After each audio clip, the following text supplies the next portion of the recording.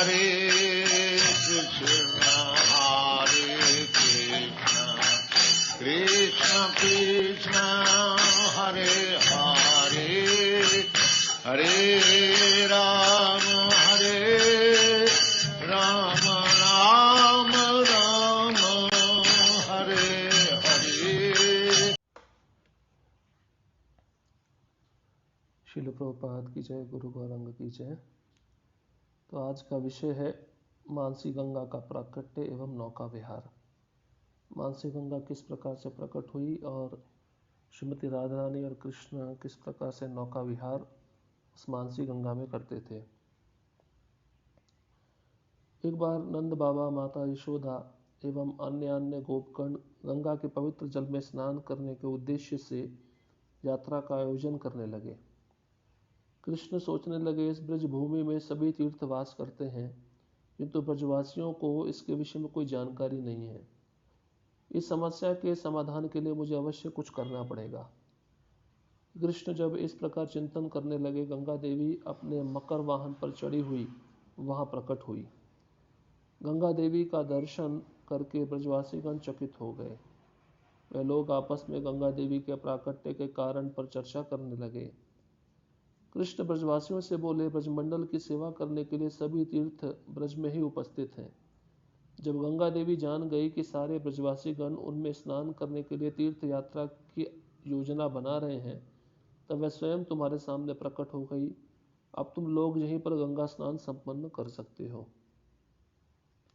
चूंकि यह तीर्थ कृष्ण के मन से प्रकट हुआ था, इसलिए उस दिन से यह मानसी गंगा के नाम से प्रसिद्ध हो गया। तो एक बार सभी ब्रजवासी, जिसमें नंद बाबा, माता यशोदा सब सम्मिलित थे, उनकी इच्छा हुई कि हमें गंगा के पवित्र जल में स्नान करना चाहिए। तो इस इच्छा से, इस आशा से वे आयोजन करने लगे गंगा में स्नान करने के लिए। तो कृष्ण सोचने लगे कि सभी तीर्थ तो ब्रज भूमि में वास करते हैं, किंतु इसके बारे में सभी ब्रजवासियों को कोई जानकारी नहीं है। तो इस समस्या का समाधान करने के लिए मुझे कुछ ना कुछ करना पड़ेगा। कृष्ण जब चिंतन कर ही रहे थे तो गंगा देवी उसी समय अपने मगरमच्छ के वाहन पर चढ़कर वहां प्रकट हुई। और गंगा देवी का दर्शन करके सभी ब्रजवासीगण बहुत आश्चर्यचकित हो गए और आपस में चर्चा करने लगे कि कैसे गंगा देवी यहाँ प्रकट हो गई। तो सब उसी समय कृष्ण ब्रजवासियों से बोलते हैं कि ब्रजमंडल की सेवा करने के लिए सारे तीर्थ ब्रज में निवास करते हैं, उपस्थित रहते हैं। जब गंगा देवी जान गई कि आप सबको गंगा में स्नान करना है, तो इसलिए वह यहाँ पे प्रकट हो गई। अब आप सभी यहाँ पर स्नान कर सकते हैं। इसलिए बताया जाता है कि ये जो गंगा थी कृष्ण के मन से प्रकट हुई, इसलिए इसको मानसी गंगा कहा जाता है। ये मानसी गंगा के नाम से प्रसिद्ध है। एक बार मथुरा के ब्राह्मण गण गोवर्धन पर्वत के निकट गोविंद कुंड के किनारे एक हवन यज्ञ कर रहे थे। पौर्णमासी जी संपूर्ण ब्रज में यह घोषणा कर दी कि जो व्यक्ति इस यज्ञ में हिस्सा लेगा वह हव्य अर्पित करेगा, वह दीर्घ जीवन की प्राप्ति व अपनी गो संपदा की वृद्धि प्राप्त करेगा। इस घोषणा को सुनकर ब्रज के सभी वयोवृद्ध महिलाएं अपने अपने पुत्र वधुओं के साथ हव्य भेजी। इसके परिणाम स्वरूप कृष्ण दर्शन का एक सुनहरा अवसर देखकर राधा रानी और उनकी सखीगण इस पवित्र यज्ञ में हिस्सा लेने के लिए अनुमति प्राप्त की। साथ ही दूध निर्मित अनेकों प्रकार की सामग्री यज्ञ में अर्पित करने के लिए बनाई। तो एक बार मथुरा में कुछ ब्राह्मण गण गोवर्धन पर्वत के पास गोविंद कुंड पे यज्ञ कर रहे थे। तो उस यज्ञ कुंड में जो हवन सामग्री चाहिए थी, उसके लिए पौर्णमासी ने पूरे ब्रज में घोषणा कर दी कि जो व्यक्ति इस यज्ञ कुंड में हवन सामग्री अर्पित करेगा या उसमें हिस्सा लेगा, तो उसका जीवन बहुत बढ़ जाएगा, दीर्घायु हो जाएगी और उसकी गाय बढ़ जाएगी, गो संपदा में वृद्धि हो जाएगी। तो यह सुनकर जितने भी ब्रजवासी गण थे, उसमें से मुख्य रूप से जो वयोवृद्ध महिलाएं थीं, जो वयोवृद्ध गोपियां थीं, जिनकी आयु बहुत हो चुकी थी, उन्होंने बहुत सारी हव्य सामग्री उस हवन के लिए भेज दी। और परिणाम स्वरूप राधा रानी भी कृष्ण का दर्शन चाहती थी, तो एक सुनहरा अवसर उनके पास में था। तो राधा रानी अपनी सखियों के साथ अपने घर वालों की अनुमति प्राप्त करके दूध निर्मित अनेकों प्रकार की सामग्री उन्होंने तैयार की यज्ञ में अर्पित करने के लिए। गोविंद कुंड पहुंचने के लिए उन्हें नाव द्वारा मानसी गंगा पार करना था।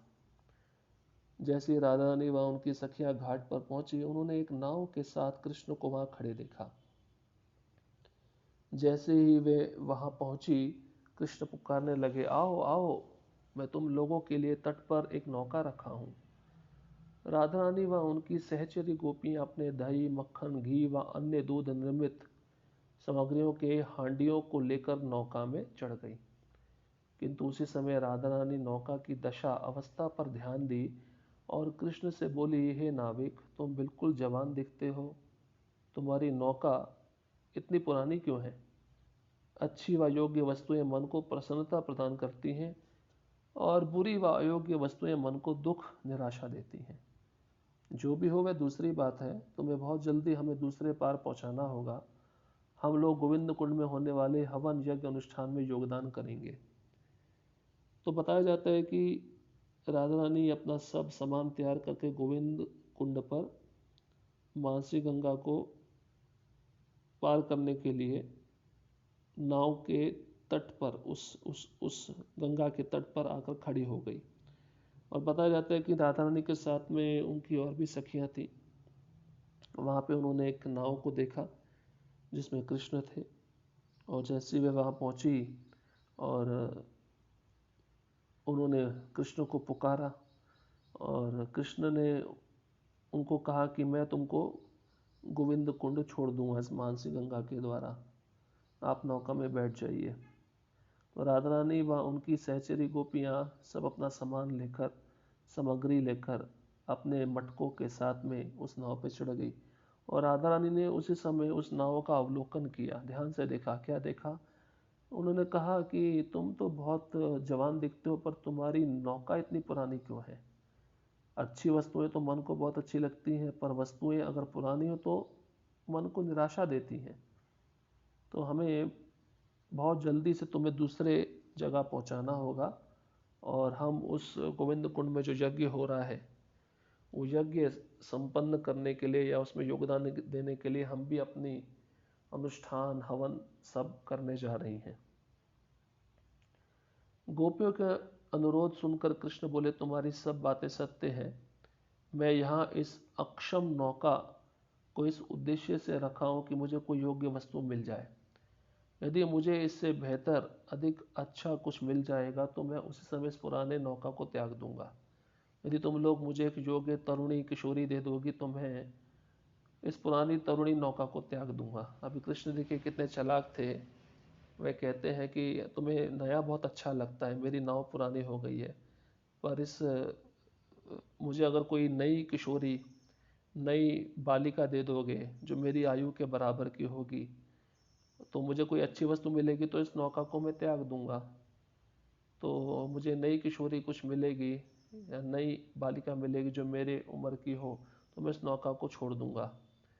और तुम मुझे अगर दे सकते हो तो दे दो, मैं उसी समय नौका को त्याग दूंगा।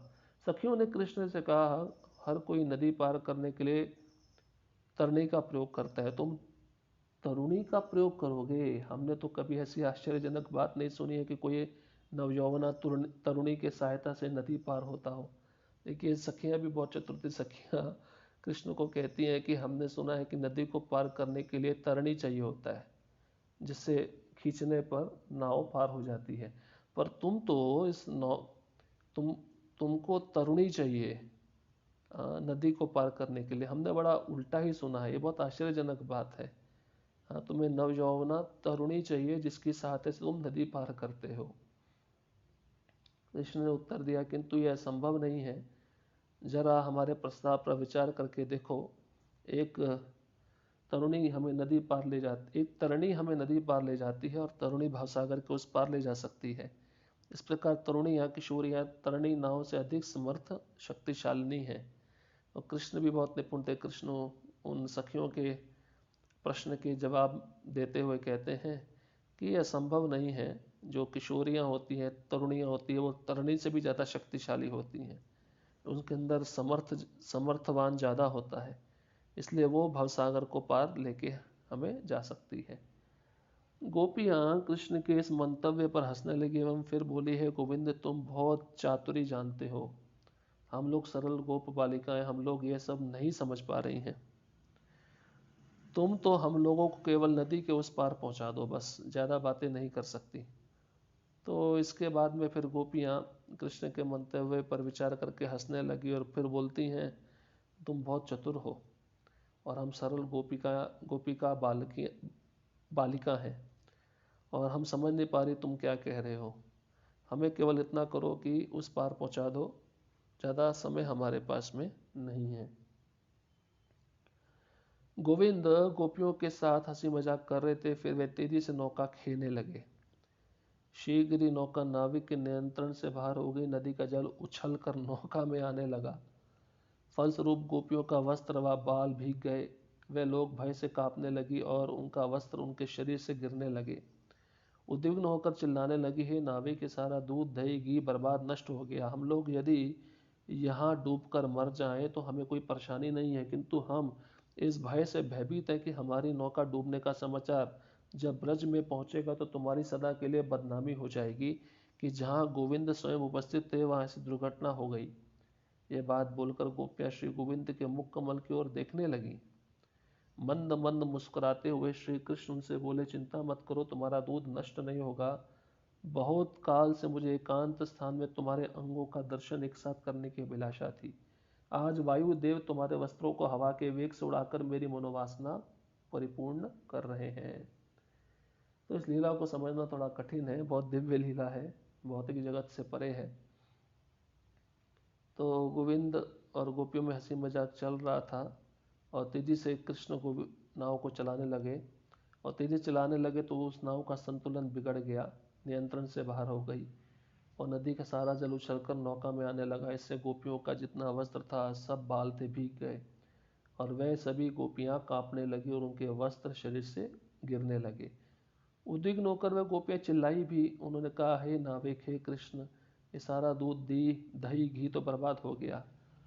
हम यहाँ पे डूब के मर जाएंगे तो चलेगा, परंतु अगर ये बात ब्रज में फैली कि नौका डूब गई और उसका चलाने वाले कृष्ण थे तो तुम्हारी बहुत बदनामी होगी और कि गोविंद वहाँ उपस्थित थे, कैसे दुर्घटना हो गई। तो ये बात बोलकर गोपियाँ चुप हो गई और गोविंद के मुख कमल की ओर देखने लगी और मंद मंद मुस्कुराते हुए श्री कृष्ण भी बोलते हैं, चिंता मत करो, तुम्हारा दूध नष्ट नहीं होगा। काफी लंबे समय से मेरी इच्छा थी तुम्हें देखने की और मेरी वो चिर अभिलाषा आज पूर्ण हो गई है। उसी समय उस लीला को और परिपूर्ण करने के लिए योग माया मानसी गंगा के बीच में एक द्वीप की रचना कर दी। राधा रानी और उनकी सहचरी सखी वृंद वहां श्री कृष्ण के साथ विविध मधुर लीलाओं का आस्वादन की। कुछ समय के बाद उन सब ने नदी को पार करके यज्ञ स्थल की ओर प्रस्थान किया। तो उस लीला में और आनंद लेने के लिए उसी समय क्या हुआ कि पौर्णमासी ने उसी मासी गंगा के बीच में एक नया द्वीप बना दिया और उस द्वीप में जाकर राधा रानी, उनकी सहचरी और सखी वृंद भगवान श्री कृष्ण के साथ उन कुंजों में विविध प्रकार से मधुर लीलाएं करने लगी, उसका आस्वादन करने लगी। और जब ये लीलाएं संपन्न हो गई तो उसके बाद में उन्होंने सब अपने नदी को पार करके अपने अपने जो यज्ञ स्थल में जाना चाहती थी उसकी ओर प्रस्थान किया। तो इस प्रकार से हम देख सकते हैं कि मासी गंगा कैसे प्रकट हुई और प्रकट होकर वहाँ पे किस प्रकार से कृष्ण और राधा रानी नौका विहार करते थे। तो देखने में लगेगा इस भौतिक संसार के साधारण स्त्री पुरुष की तरह व्यवहार कर रहे हैं, परंतु ऐसा नहीं है, बहुत दिव्य है और उसमें पूर्ण रूप से आध्यात्मिक एक दूसरे को आध्यात्मिक आनंद प्रदान करने की इच्छा है, उनको संतुष्ट करने की इच्छा है। तो इसको कभी भी भौतिक जगत के काम रूपी विकार से इसकी तुलना नहीं करनी चाहिए, ये तो बद्ध जीव से बहुत बड़ा अपराध हो जाता है। तो हो सके तो हमें पहले राधा कृष्ण के तत्व को समझना है, उनको जानना है और तत्व जानने के बाद ही हमें श्रीमती राधा रानी और कृष्ण के दिव्य लीला को श्रवण करना चाहिए। हरे कृष्णा कृष्ण कृष्ण हरे हरे, हरे राम राम राम हरे हरे। श्रील प्रभुपाद की जय, गुरु गौरंग की जय।